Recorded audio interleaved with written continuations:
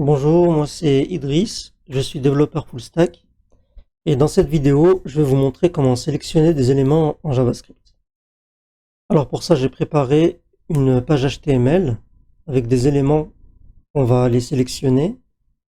J'ai rattaché cette page à un script JS et c'est là qu'on va mettre l'essentiel de notre code. Alors pour cibler un élément JavaScript, il y a plusieurs méthodes qui sont disponibles. Et on verra qu'il y a des méthodes pour cibler un seul élément et des méthodes pour cibler plusieurs éléments. Donc on va voir tout d'abord, on va cibler donc un élément unique. La première méthode qu'on va voir, c'est getElementById. Donc ça permet de cibler un élément grâce à son ID, comme le nom l'indique. Et là donc le H1, je lui ai donné un ID qui s'appelle title. Donc on va créer une constante que l'on nomme comme on le souhaite, on va l'appeler élément, et on va aller récupérer le titre, là le H1, et on va le mettre, on va l'affecter à l'élément. Donc on fait document getElementsById. Et à l'intérieur de la parenthèse, on met le nom de l'ID. Donc là c'est title.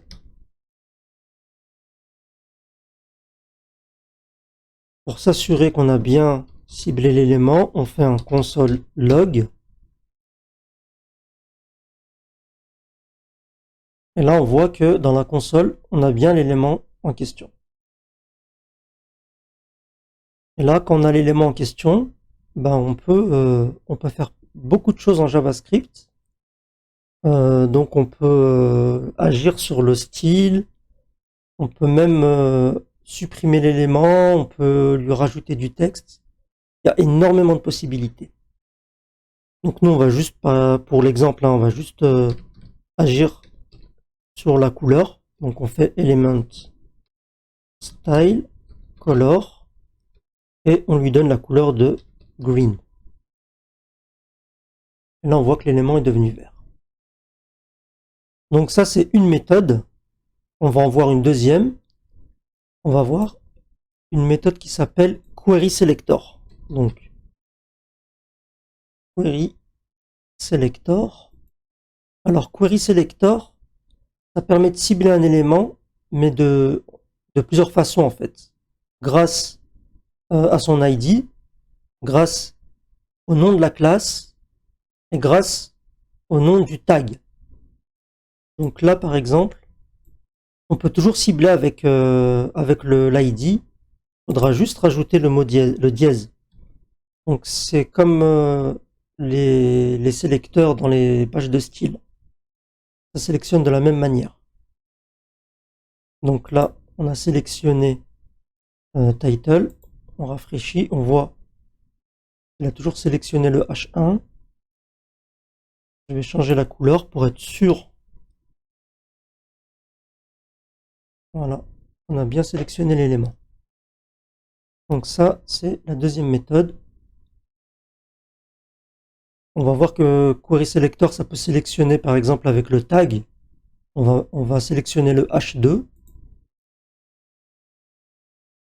Alors, on va mettre H2. On rafraîchit la page et là, on voit que c'est le H2 qui est devenu rouge. Donc maintenant, on va s'intéresser à la sélection d'éléments multiples. Là, ça tombe bien, on a une liste à puces. Donc là, on va sélectionner les LI. Alors, il y a plusieurs manières de le faire toujours.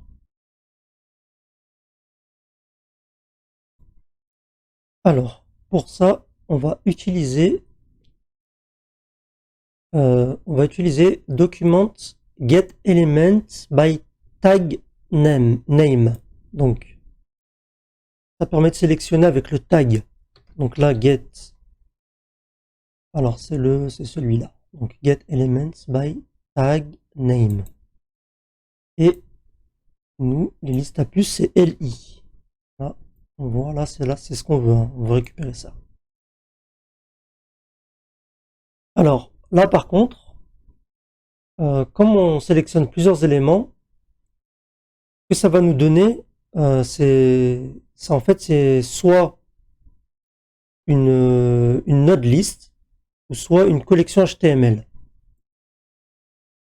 Donc, là, pour le coup, c'est une collection HTML. On verra qu'il y a une différence entre la collection HTML et la node list. Et là, quand on veut cibler un élément, on va le faire un petit peu à la manière d'un tableau. Là, vous voyez, là, si je veux changer en rouge, je vais avoir une erreur, là. Il est incapable de changer la couleur rouge d'une collection HTML. Par contre, il peut le faire individuellement. Si je veux cibler le premier élément, là, ce que je vais faire, je vais rajouter entre crochets 0. Comme dans un tableau, le premier élément, c'est le 0. Là, le premier élément est devenu rouge.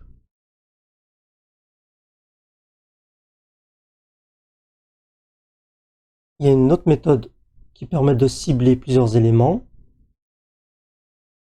C'est Query Selector All. Alors, Query Selector All.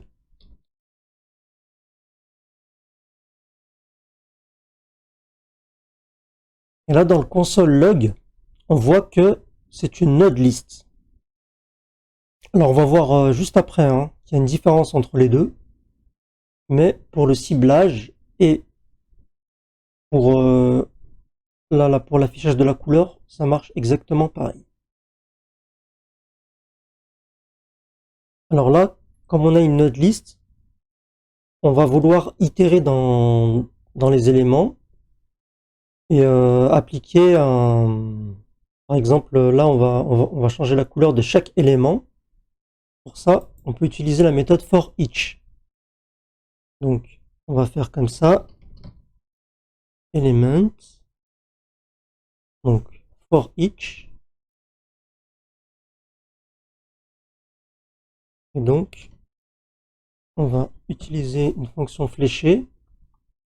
Et là, on va pouvoir mettre elt.style color égale purple. Allez, hop. Et là, si tout se passe bien, on voit que les éléments ont pris la couleur violet. Alors, la méthode for each, elle marche pour une node list, elle ne marche pas pour une collection HTML. Là, si je reviens à ce qu'on avait mis juste avant, là, on avait mis getElement by tag name. Je rafraîchis la page, ça me met une erreur. Donc la méthode for each, elle n'est pas reconnue pour une collection HTML. Il faut faire à la place, c'est une boucle for. Donc for i égale 0, i petit que element, oh non, plus petit, non, ça, une boucle infinie, element length et i plus. Et là, on va cibler donc chaque élément 1 à 1.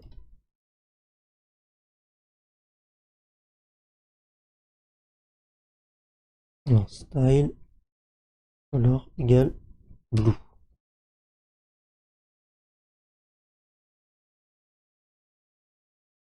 Et là, on voit que ça a marché.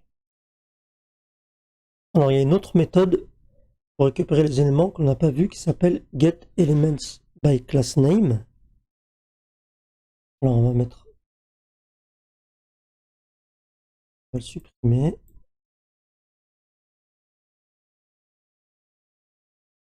Alors ça, on va le mettre en commentaire. On va voir qu'est-ce qu'on récupère. Donc, j'ai mis le H2 en... Je lui ai donné la classe de sous-titre. Donc, on va aller venir cibler.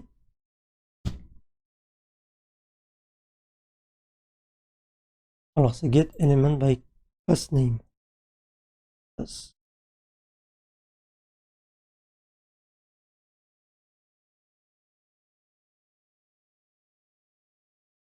Et là, on voit qu'on récupère une collection HTML. Même si là, on n'a qu'un seul élément, ben, il est quand même dans un tableau.